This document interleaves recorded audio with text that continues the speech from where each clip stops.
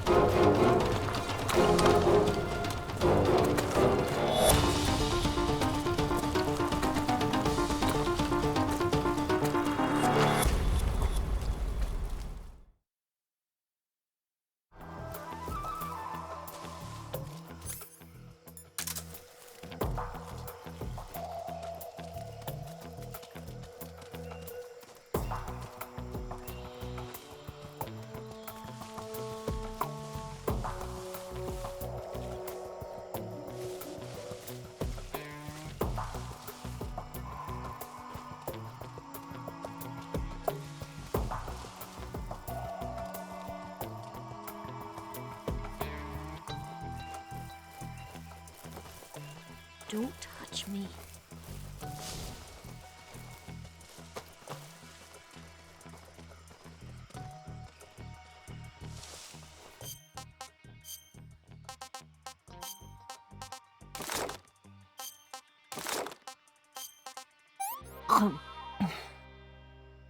This tastes like crap.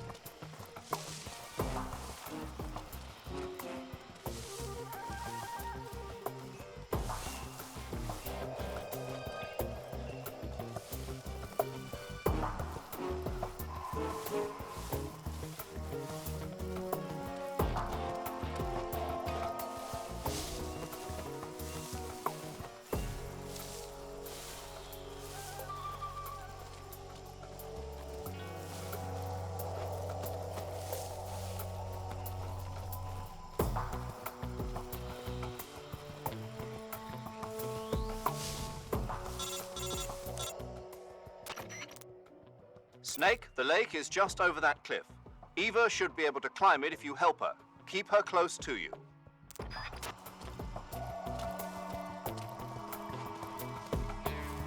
I'm so hungry.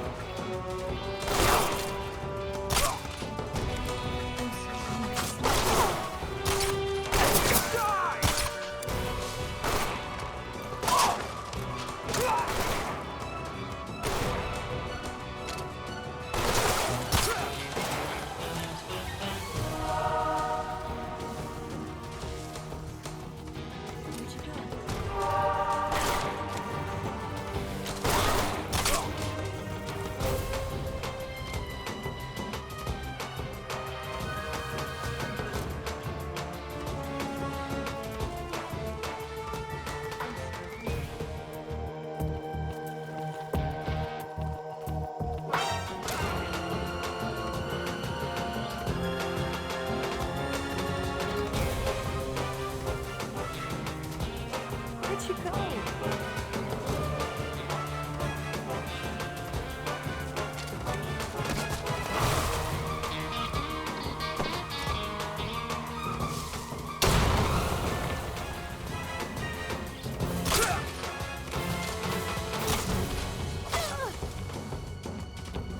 You're finished!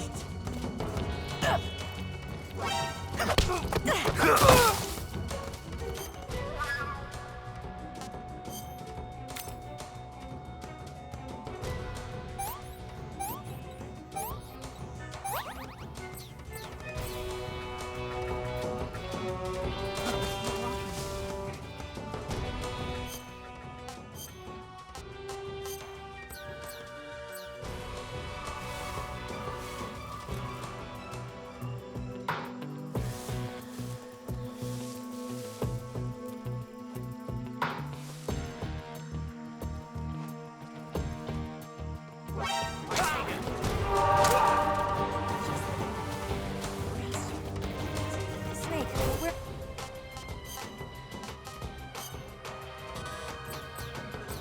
where are you? Snake.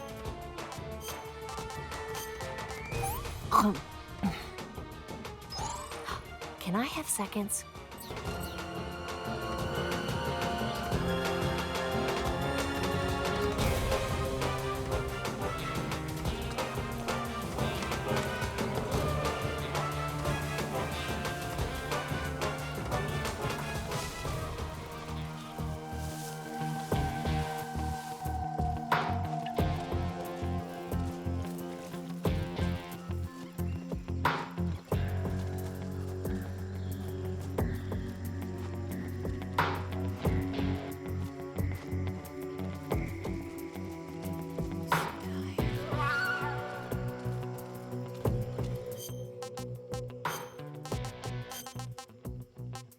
Hmm.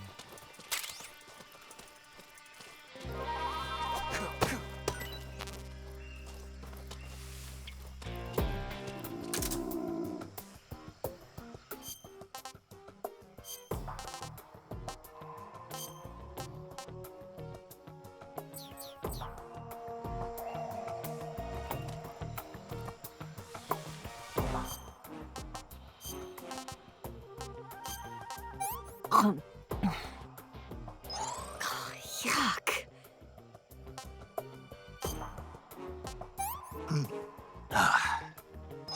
No good.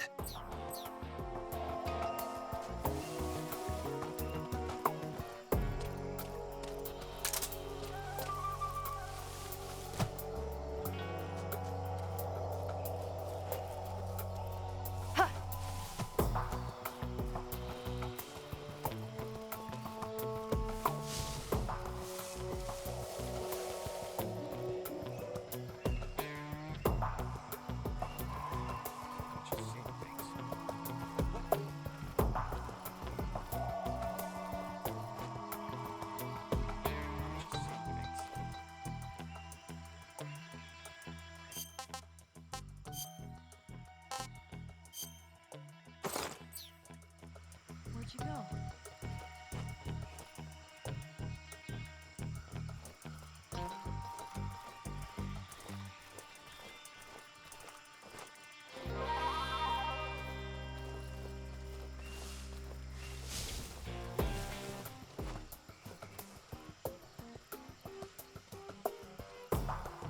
Where'd you go?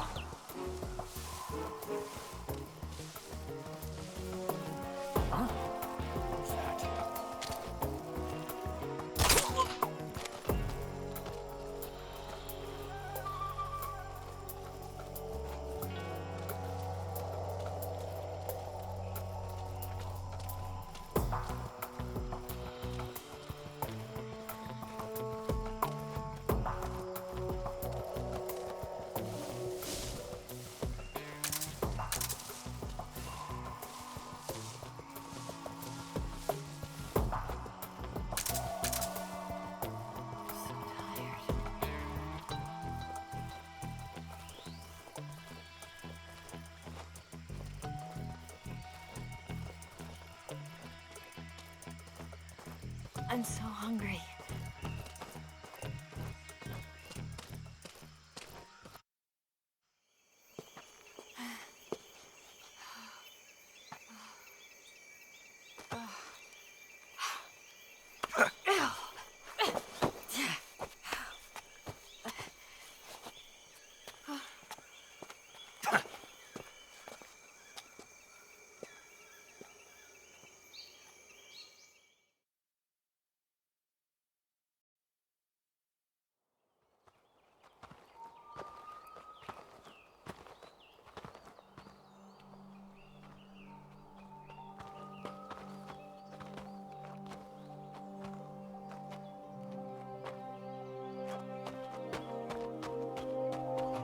Come on, Snake.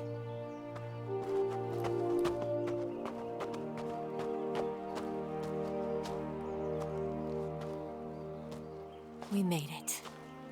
We made it. Over there.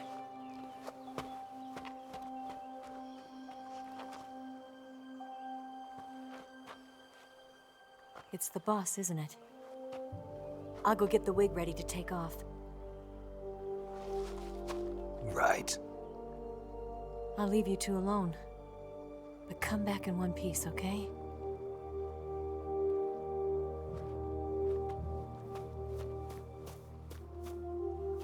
Promise me!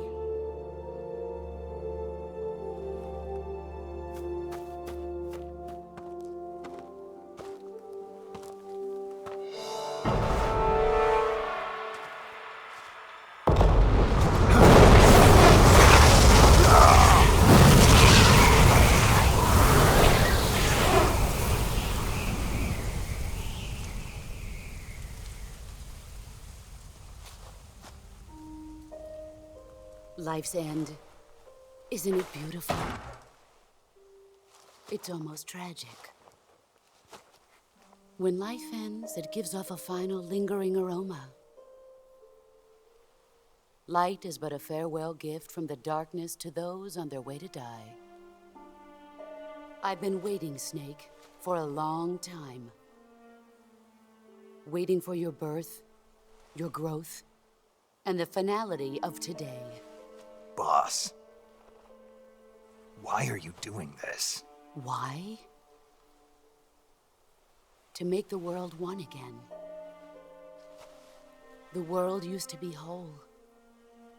But with the end of the Second World War, the philosophers began to fight amongst themselves, and the world was torn apart. The Cobras, my comrades who trained and fought alongside me, were torn apart as well. The foibles of politics and the march of time can turn friends into enemies just as easily as the wind changes. Ridiculous, isn't it? Yesterday's ally becomes today's opposition, and this Cold War. Think back. When I was leading the Cobras, America and Russia were fighting together. Now, consider whether America and Russia will still be enemies in the 21st century. Somehow I doubt it. Enemies change along with the times, the flow of the ages, and we soldiers are forced to play along. I didn't raise you and shape you into the man you are today just so we could face each other in battle. A soldier's skills aren't meant to be used to hurt friends. So then what is an enemy? Is there such a thing as an absolute timeless enemy? There is no such thing, and never has been. And the reason is that our enemies are human beings like us. They can only be our enemies in relative terms. The world must be made whole again. The philosophers must be reunited. I will devote my skills to that purpose. And with the Colonel's money, I will achieve that end. Just as I once created the Cobras. They are my family. I may no longer be able to bear children, but I still have a family. It was November 1st, 1951. I was in the Nevada desert participating in atomic testing. The name Nevada is derived from Spanish, covered in snow, white as snow. And snow is exactly what I saw in that Nevada desert. It froze my blood white. Snake, you were an atomic test subject, weren't you?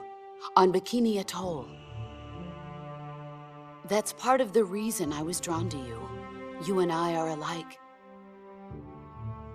We're both slowly being eaten away by the karma of others. We'll never have the chance to die peacefully of old age. We have no tomorrow. But we can still have hope for the future. In 1960, I saw a vision of the ideal future from space. 3 years earlier, the Soviet Union had succeeded in launching Sputnik, the first man-made satellite in history, into orbit. This came as a huge shock to the United States. In response, America threw everything it had into its own manned spaceflight project, the Mercury program. Even as the Soviets seemed poised to send their first man into space, America was still experimenting with chimpanzees and rockets. The government wanted human data. So they secretly decided to send a human being into space. I was the one they chose. At the time, they didn't have the technology to block out cosmic rays, and whoever they sent up would inevitably be exposed to heavy radiation. That's why they chose me. After all, I'd already been irradiated once. Of course, you won't find any of this in the history books. I could see the planet as it appeared from space. That's when it finally hit me. Space exploration is nothing but another game in the power struggle between the US and the USSR. Politics, economics, the arms race, they're all just arenas for meaningless competition. I'm sure you can see that, but the Earth itself has no boundaries. No East, no West, no Cold War. And the irony of it is, the United States and the Soviet Union are spending billions on their space programs and the missile race, only to arrive at the same conclusion. In the 21st century, everyone will be able to see that we are all just inhabitants of a little celestial body called Earth. A world without communism or capitalism, that is the world I wanted to see. But reality continued to betray me. In 1961, I was sent to Cuba, to Bahia de Cochinos. It was part of a CIA-sponsored invasion under the guise of taking Cuban exiles back to their country. But the US government betrayed them. Our weak-kneed president held back their air support. Defenseless, the exiles were annihilated by the Cuban army. All I could do was watch in silence. I was set up by the very country I'd sacrificed so much for, by the very government I dedicated my life to defending. I was driven from the surface world, and I went underground. Then, 2 years ago, I faced the Sorrow, my old comrade in battle. He was my friend. But one of us had to die. I was left with no choice.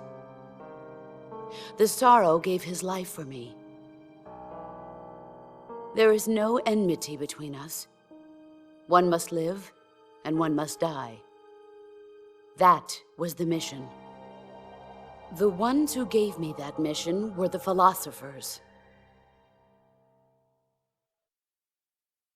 Early in the 20th century, the true holders of power in the United States, the Republic of China, and the newly formed Soviet Union gathered together in a secret meeting that would later be known as the Wise Men's Committee. The secret pact they formed there marked the beginning of the philosophers. But the last of the original members died in the 1930s. After that, the organization began to run out of control, and the Wise Men's Committee degenerated into a mere shell of its former self. The philosophers of today have no sense of good or evil. Their influence extends to countries and organizations involved in every aspect of every war.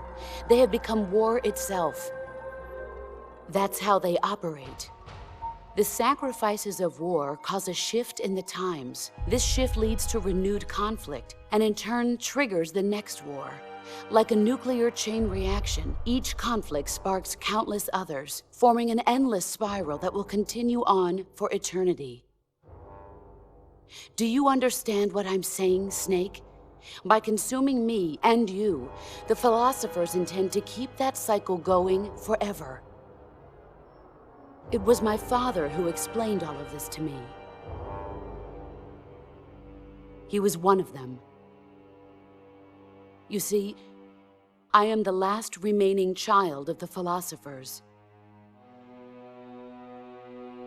But after he revealed the truth, my father was killed by that same shapeless, formless organization. And my father isn't the only thing the philosophers have taken from me. In June of 1944, the Cobras and I took part in the landing at Normandy. We'd been given a top-secret mission to locate and destroy enemy V-2 rocket installations. I was pregnant at the time. The Sorrow was the father. I gave birth on the field of battle. A beautiful baby boy. But my child was snatched away from me by the philosophers.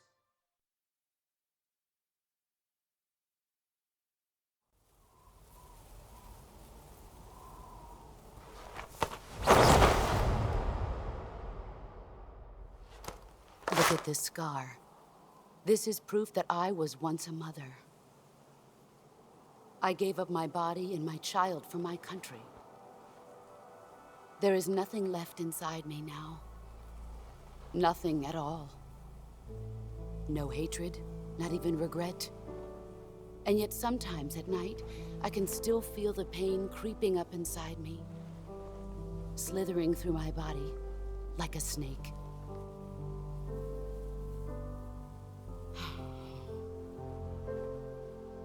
I've never talked this much about myself before. Thanks. Thanks for listening to me.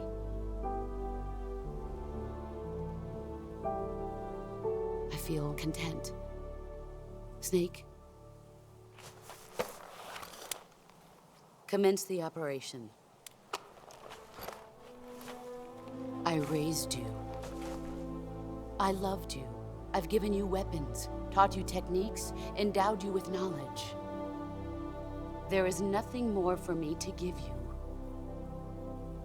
All that's left for you to take is my life, by your own hand. One must die, and one must live. No victory, no defeat. The survivor will carry on the fight. It is our destiny. The one who survives will inherit the title of boss. And the one who inherits the title of boss will face an existence of endless battle. I'll give you 10 minutes. In 10 minutes, MiGs will come and bomb the hell out of this place. If you can beat me in less than 10 minutes, you'll be able to escape in time. Let's make this the greatest 10 minutes of our lives, Jack. Boss. You're a soldier. Finish your mission. Prove your loyalty. Face me.